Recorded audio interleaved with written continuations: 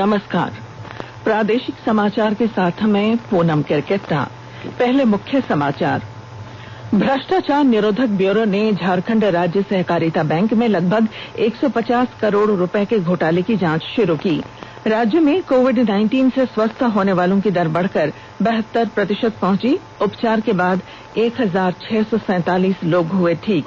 प्रधानमंत्री नरेंद्र मोदी कल सुबह 11 बजे मन की बात कार्यक्रम में देश विदेश के लोगों के साथ अपने विचार साझा करेंगे। और मौसम विभाग ने पलामू, चतरा, हजारीबाग समेत कई जिलों में अगले 48 घंटों में भारी बारिश और वज्रपात की चेतावनी जारी की। और अब समाचार विस्तार से। झारखंड राज्य सहकारिता बैंक की रांची, चाईबासा और सरायकेला खरसावां शाखा में लगभग 150 करोड़ रुपए की अनियमितता मामले में एंटी करप्शन ब्यूरो एसीबी ने जांच शुरू कर दी है। इस संबंध में एसीबी द्वारा प्रिलिमिनरी इंक्वायरी दर्ज कर दोषियों के खिलाफ प्राथमिकी दर्ज कर आगे की कार्रवाई की जाएगी। गौरतलब है कि सहकारिता बैंक की विभिन्न शाखाओं में घोटाले का मामला सामने आने के बाद मुख्यमंत्री हेमंत सोरेन ने इसकी जांच एसीबी से कराने का आदेश दिया था। राज्य में पिछले 24 घंटों के दौरान 30 नए कोरोना पॉजिटिव मामले सामने आए। वहीं उपचार के बाद 42 मरीजों को विभिन्न अस्पतालों से छुट्टी दे दी गई। इस तरह राज्य में कोविड-19 से स्वस्थ होने वालों की दर बढ़कर 71.79% हो गई है, जबकि मौत की दर मात्र 0.52% है। वहीं देश में स्वस्थ होने की दर 58.25% है। इस तरह कोरोना संक्रमितों की संख्या के लिहाज से झारखंड देश में 21वें स्थान पर है। गौरतलब है कि यहां कोरोना संक्रमितों की कुल संख्या 2295 तक पहुंच चुकी है। इनमें स्वस्थ होने वाले लोगों की संख्या 1647 है, जबकि सक्रिय मामलों की संख्या 635 है और 12 लोगों की मौत हो चुकी है। राज्य में पिछले 24 घंटों में जो मरीज स्वस्थ हुए हैं उनमें कोडरमा से सबसे ज्यादा 23, रांची से 5, पूर्वी सिंहभूम से 4, लोहरदगा और पलामू से 3-3 तथा सरायकेला, खरसावां और चतरा से 2-2 लोग शामिल हैं। कोडरमा के उपायुक्त ने बताया कि कोरोना को जिन लोगों ने मात दी उन्हें जिला प्रशासन द्वारा ब्रांड एम्बेसडर बनाकर लोगों को कोरोना के प्रति जागरूक करने के अभियान से जोड़ा जाएगा। संक्रमित मरीजों की संख्या बढ़ रही है और उसमें अगर मैक्सिमम लोग जो बाहर से आ रहे हैं और उनको हम लोग टेस्टिंग कराने के बाद पॉजिटिव आ रहे हैं और उनको हम ट्रीटमेंट करा के ही करके घर भेज रहे हैं। ये मरीजों की संख्या बढ़ना मुझे लगता है कि चिंता का नहीं बल्कि एक अच्छी बात है कि हम लोग उनको इमीडिएटली ट्रेस कर पा रहे हैं, ट्रीट कर पा रहे हैं और उनको रिकवर होकर घर भेज। ये अच्छी बात है कि रिकवरी रेट 170 जो मरीज यहाँ पे टोटल संक्रमित पाए गए थे उसमें से 139 लोग रिकवर होकर घर चले गए और ये रिकवरी रेट का 81%। 14 दिन का होम क्वारंटाइन का अवधि पूर्ण होने के उपरांत ये लोग हमारे जिला प्रशासन के ब्रांड एम्बेसडर के रूप में काम करें, क्योंकि इनके माध्यम से हम बाकी लोगों को भी कहना चाहते हैं कि अगर आपको कोविड-19 की बीमारी हुई तो इसमें डरने वाली या छिपाने वाली कोई बात नहीं है, बल्कि मुझे लगता है कि आप जितने जल्दी बता देते हैं, जितने जल्दी चिकित्सीय परामर्श लेते हैं, ट्रीटमेंट जितनी जल्दी होती है उतने रिकवरी के चांसेस भी बहुत ज्यादा। राज्य सरकार ने कोरोना संक्रमण के प्रसार को देखते हुए मौजूदा छूट और पाबंदियों के साथ 31 जुलाई तक लॉकडाउन बढ़ाने का निर्णय लिया है। मुख्य सचिव सुखदेव सिंह की अध्यक्षता में राज्य कार्यकारी परिषद की बैठक में इस अवधि के दौरान मौजूदा हालात के मद्देनजर कुछ और रियायतें देने पर भी सहमति बनी। मुख्य सचिव ने सभी विभागों और जिलों के उपायुक्तों को कोविड-19 को लेकर केंद्र सरकार द्वारा जारी दिशा निर्देशों का कड़ाई से पालन सुनिश्चित कराने का निर्देश दिया। मुख्य सचिव ने बताया कि लॉकडाउन की अवधि के दौरान सोशल डिस्टेंसिंग का पालन और मास्क का इस्तेमाल अनिवार्य होगा। इसके अलावा कंटेनमेंट जोन के बाहर जिन क्षेत्रों में रियायत मिली हुई है वह जारी रहेगी, लेकिन इंटर स्टेट बस सेवा, shopping mall, spa, salon, hotel, धर्मशाला, जिम, स्विमिंग पूल, विद्यालय, महाविद्यालय और धार्मिक स्थलों पर लगा प्रतिबंध जारी रहेगा। स्वास्थ्य मंत्री डॉक्टर हर्षवर्धन की अध्यक्षता में कोविड-19 पर उच्च स्तरीय मंत्री समूह की बैठक आज नई दिल्ली में होगी। इसमें देश में कोविड-19 की ताजा स्थिति और इससे निपटने के लिए किए गए उपायों के बारे में जानकारी दी जाएगी। मंत्री समूह को अधिकार प्राप्त 11 दलों को सौंपे गए कार्यों में हुई प्रगति के बारे में जानकारी दी जा सकती है। इसमें देश में बढ़ते चिकित्सा बुनियादी ढांचे के बारे में भी बताया जाएगा।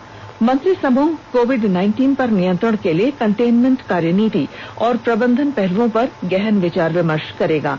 बैठक में विदेश मंत्री, नागरिक उड्डयन मंत्री, गृह राज्य मंत्री, जहाजरानी राज्य मंत्री, रसायन तथा उर्वरक राज्य मंत्री और स्वास्थ्य राज्य मंत्री भाग लेंगे।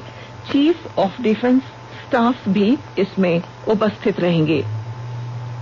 रेलवे ने स्टेशनों पर कोविड सर्विलांस कैमरा लगाने का निर्णय लिया है।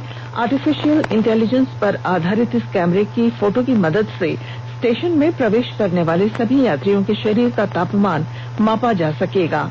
इसके अलावा इससे ये भी पता चल जाएगा कि यात्रियों ने मास्क पहना है या नहीं। रेलवे द्वारा कोरोना संक्रमण के बढ़ रहे मामलों को लेकर ये कदम उठाया गया है। स्वास्थ्य और परिवार कल्याण मंत्रालय ने लोगों को सलाह दी है कि वे नोवेल कोरोना वायरस से अपने को सुरक्षित रखने के लिए सभी बुनियादी एहतियाती उपायों का पालन करें और सामाजिक दूरी बनाए रखें। एक रिपोर्ट। सरकार ने कहा है कि आवश्यक वस्तुओं की पर्याप्त आपूर्ति जारी है और लोगों को चिंता करने की कोई जरूरत नहीं है। लोगों को सलाह दी जाती है कि वे आवश्यक वस्तुओं और चिकित्सा सामानों की खरीदारी करते समय धैर्य रखें और शांत रहें। आवश्यक वस्तुओं को खरीदने के लिए बार बार बाहर निकलने से बचें। साथ ही लोगों से हाथ मिलाने और गले लगने से भी बचना चाहिए। बाजार, मेडिकल स्टोर और अस्पतालों में लोग कम से कम 1 मीटर की दूरी बनाए रखें। घर पर गैर जरूरी सामाजिक समारोह से बचा जाना चाहिए और घर पर मेहमानों को नहीं बुलाना चाहिए।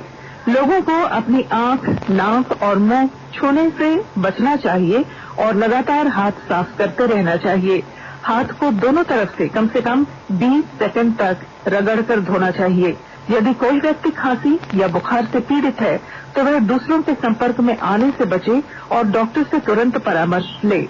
स्वास्थ्य मंत्रालय ने कोरोना वायरस के बारे में जानकारी के लिए एक टोल फ्री नंबर 1075 जारी किया है।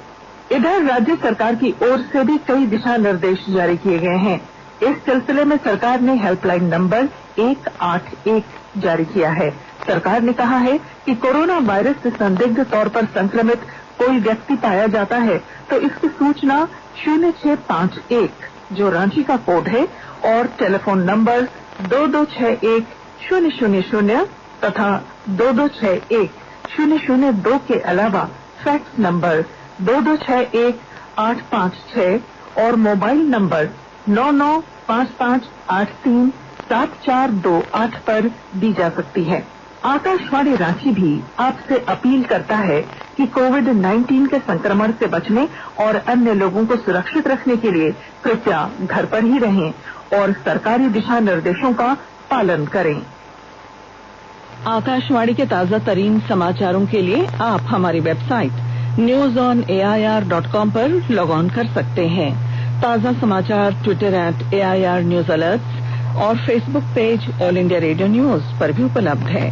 आप प्रादेशिक समाचार एकांश के ट्विटर अकाउंट @AIR News_Ranchi और Facebook page AIR News Ranchi के अलावा YouTube channel regional news unit Ranchi पर भी हमारे बुलेटिन सुन सकते हैं।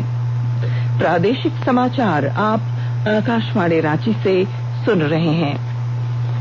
प्रधानमंत्री नरेंद्र मोदी आकाशवाणी से कल सुबह 11 बजे मन की बात कार्यक्रम में देश विदेश के लोगों के साथ अपने विचार साझा करेंगे। मासिक रेडियो कार्यक्रम की ये 66वीं कड़ी होगी। यह कार्यक्रम आकाशवाणी और दूरदर्शन के समूचे नेटवर्क और आकाशवाणी समाचार की वेबसाइट www.newsonair.com और news on AIR mobile app पर उपलब्ध रहेगा। यह कार्यक्रम आकाशवाणी, डीडी न्यूज, प्रधानमंत्री कार्यालय तथा सूचना और प्रसारण मंत्रालय के यूट्यूब चैनलों पर उपलब्ध रहेगा। आकाशवाणी से मन की बात के हिंदी प्रसारण के तुरंत बाद इस कार्यक्रम का क्षेत्रीय भाषाओं में प्रसारण किया जाएगा। क्षेत्रीय भाषाओं में इस कार्यक्रम का पुनः प्रसारण शाम 8 बजे से किया जाएगा। खूंटी जिले के नक्सल प्रभावित अड़की प्रखंड के बीरबांकी में सीआरपीएफ 157 बटालियन की ओर से वृक्षारोपण कार्यक्रम आयोजित किया गया। इस मौके पर लगभग 300 फलदार पौधे लगाए गए। बटालियन के कमांडेंट आरके पांडा ने कार्यक्रम में लोगों से कहा कि वे वर्तमान परिस्थितियों में सोशल डिस्टेंसिंग का पालन जरूर करें। अगर एक आदमी छाया के लिए पेड़ के नीचे बैठा, अगर वो फल ना हो तो उसका भूख मिट सकता है। और जहाँ ज्यादा पेड़ है वहाँ देखिए बारिश भी ज्यादा होती है। पेड़ या पौधा हमें पानी भी देता है, हमें खाना भी देता है, काटना नहीं चाहिए, वृक्षारोपण करें ताकि जो प्रकृति का बैलेंस बना रहे। केंद्रीय जनजातीय कार्य मंत्रालय की ओर से आज जनजातीय वाणिज्य के डिजिटलाइजेशन को लेकर वेबिनार का आयोजन किया जा रहा है। ट्राइफेड के बंधन योजना के तहत be vocal for local and go theme पर आयोजित इस वेबिनार में जनजातीय मामलों के केंद्रीय मंत्री अर्जुन मुंडा के अलावा ई कॉमर्स से जुड़े प्रतिनिधि मौजूद रहेंगे। इस आयोजन का मकसद जनजातीय उत्पादों को ई मार्केट प्लेटफॉर्म उपलब्ध कराना है।